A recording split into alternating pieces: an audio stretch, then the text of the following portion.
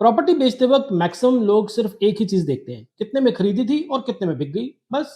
लेकिन बहुत कम लोगों को पता होता है कि प्रॉपर्टी बेचने के बाद एक कैलकुलेशन और भी करनी होती है, जिसका नाम है कैपिटल गेन। और कैपिटल गेन पे लगता है टैक्स। जी हाँ, कैपिटल गेन टैक्स।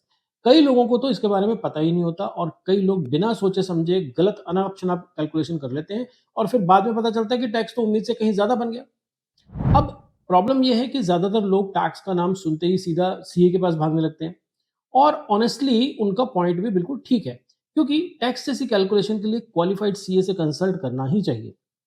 लेकिन जब आप अपनी प्रॉपर्टी बेचने के लिए प्लानिंग बनाते हो तो कम से कम आपको इतना अंदाजा तो होना ही चाहिए कि मोटे तौर पे आपको कैपिटल गेन के अगेंस्ट कितना टैक्स देना पड़ सकता है, क्योंकि तभी आप अपनी प्रॉपर्टी की सही प्राइसिंग कर पाओगे और आगे की फाइनेंशियल प्लानिंग भी प्रॉपरली कर पाओगे। वैसे तो देखिए, कैपिटल गेन अपने आप में एक बहुत बड़ा सब्जेक्ट है और सिर्फ प्रॉपर्टी पर ही नहीं, और भी कई तरह की असेट क्लासेस पर ये लागू होता है। लेकिन आज के इस वीडियो में मैं इसे सिर्फ प्रॉपर्टी के पर्सपेक्टिव से उतना सिंपल करके एक्सप्लेन करने की कोशिश करूंगा जितना एक नॉर्मल प्रॉपर्टी ओनर को पता होना चाहिए, ताकि आप अपनी प्रॉपर्टी पर सही तरीके से टैक्स कैलकुलेट कर सको और उसे सही दाम पर बेच सको। तो चलिए शुरू करते हैं। अब ये जो कैपिटल गेन है, ये दो तरह का होता है।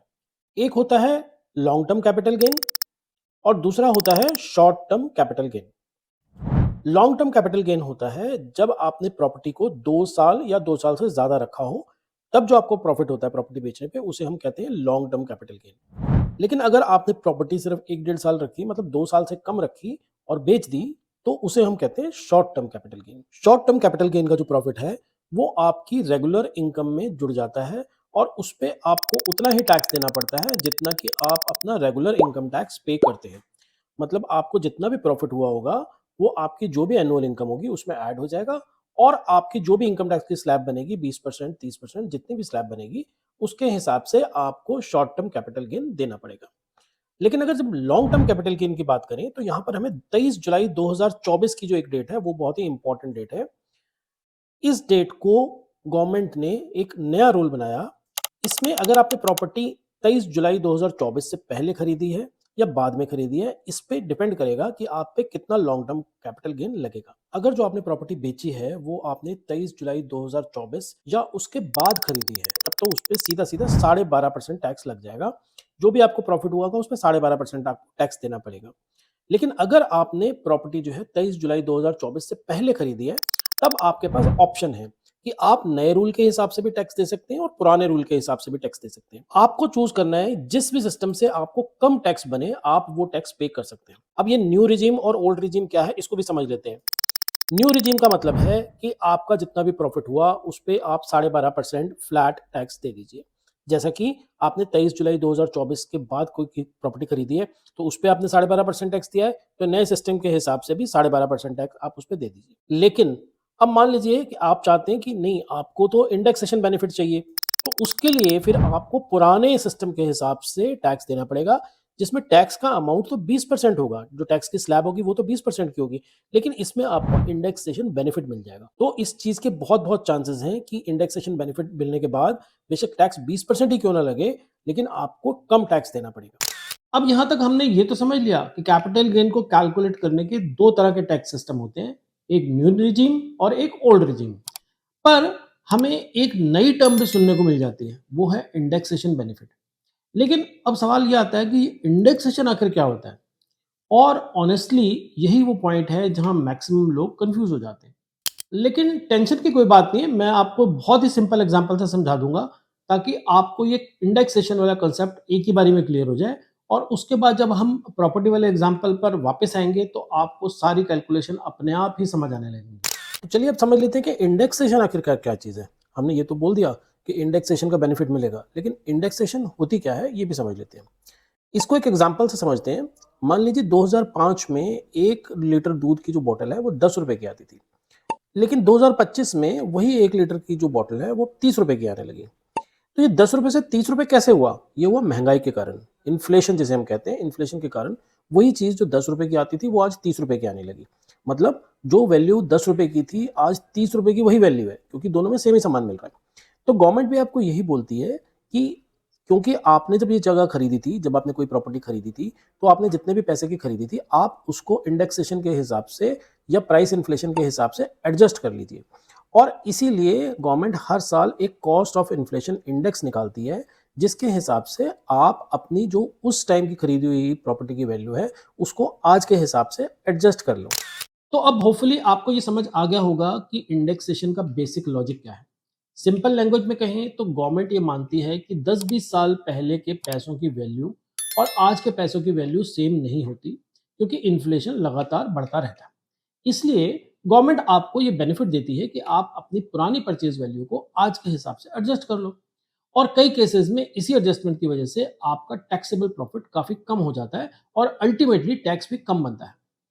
अब चलिए इसी कॉन्सेप्ट को एक्चुअल प्रॉपर्टी एग्जांपल पर अप्लाई करके देखते हैं, ताकि आपको प्रैक्टिकली समझ आ जाए कि कैपिटल गेन कैलकुलेट किया कैसे जाता है। अपने पिछले एग्जांपल में हमने ये समझा कि इंडेक्सेशन का बेसिक कंसेप्ट क्या है। उसमें हमने एक टर्म यूज की थी कि गवर्नमेंट हर साल इन्फ्लेशन इंडेक्स निकालती है। तो ये इन्फ्लेशन इंडेक्स क्या होता है और इसको प्रॉपर्टी में हम कैसे अप्लाई करते हैं, चलिए समझते हैं। देखिए, सरकार हर साल गवर्नमेंट हर साल जो है एक कॉस्ट ऑफ इन्फ्लेशन इंडेक्स निकालती है। अभी देखिए, ये जो इंडेक्स में आपको सामने स्क्रीन पे शो हो रहा है, ये 2025-26 का इंडेक्स है जो कि गवर्नमेंट ने निकाला है। ये 2001 से शुरू होता है और 2025-26 तक का इसमें पूरा ये डेटा दिया हुआ है।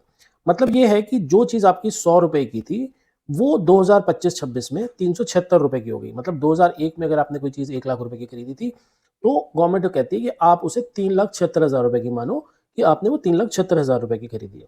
पर इसको भी कैलकुलेट करने का एक फॉर्मूला होता है, जो कि फॉर्मूला एक स्टैंडर्ड फॉर्मूला है।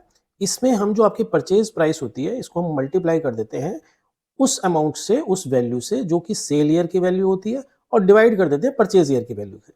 अभी मैं आपको समझा देता हूँ 2 मिनट में, बहुत ईज़ी है। मान लीजिए आपने कोई चीज़ 1 लाख रुपए की खरीदी 2001-2002 में, और 2025 में आपने वो बेची किसी भी अमाउंट की, ठीक है? तो आपने खरीदी थी 2001 में, लेकिन आप बेच रहे हो 2025 में। तो हम क्या करेंगे, 1 लाख को मल्टीप्लाई कर देंगे 376 से पहले। 376 क्या है? वो वैल्यू है जो कि करंट ईयर की है जिसमें आपने वो प्रॉपर्टी बेची, और उसको डिवाइड कर देंगे हम उस वैल्यू से जिस वैल्यू पे आपने खरीदी थी, मतलब 2001-2 की जो वैल्यू थी 100 रुपए। तो इसको अगर आप कैलकुलेट करोगे तो ये आ जाएगा 3,76,000 रुपए। तो इसका मतलब हो गया कि जो प्रॉपर्टी आपने 1 लाख रुपए की खरीदी थी, वो अब आपकी 3,76,000 रुपए की हो गई। मतलब कि 1 लाख इज इक्वल टू 3,76,000। तो अगर आप इस प्रॉपर्टी को आज सेल करते हैं 5 लाख रुपए के हिसाब से, तो वो आपका प्रॉफिट 4 लाख रुपए नहीं हुआ, वो प्रॉफिट आपका सिर्फ 1,24,000 रुपए हुआ, क्योंकि आपकी परचेज प्राइस जो है वो 3,76,000 आ गई थी। लेकिन इसी फॉर्मूले को अभी हम दूसरे तरीके से भी कैलकुलेट करके देखते हैं। अभी तो हमने ये देखा कि 2001 में खरीदी और 2025 में बेची। अब मान लीजिए आपने ये प्रॉपर्टी 2005-6 में खरीदी थी और आपने इसे 2022-23 में बेचा, तो फिर कैसे कैलकुलेट करेंगे? अब भी वही सेम फॉर्मूला लगेगा कि 1 लाख रुपए की अगर आपने चीज़ खरीदी थी 2005-6 में, तो हम क्या करेंगे, उसको मल्टीप्लाई कर देंगे उस साल से जब आपने वो बेची, मतलब 331, और जब खरीदी थी 117, उस साल का जो इंडेक्स था वो 117 था। तो आपकी परचेज प्राइस आ गई 2,82,905, 2,82,905 रुपीज। तो अगर हम इस हिसाब से कैलकुलेट करेंगे तो आपका जो 1 लाख रुपया था वो अब 2,82,905 बन गया। तो अब इसका कैपिटल गेन कैसे कैलकुलेट करेंगे? अगर हम नए सिस्टम के हिसाब से चलते, जो कि 12.5% टैक्स है, जैसे कि आपको 2 चॉइसेस दी गई थी, तो उसमें से हमने ये बात की थी कि आपको 2 चॉइसेस मिलेंगी।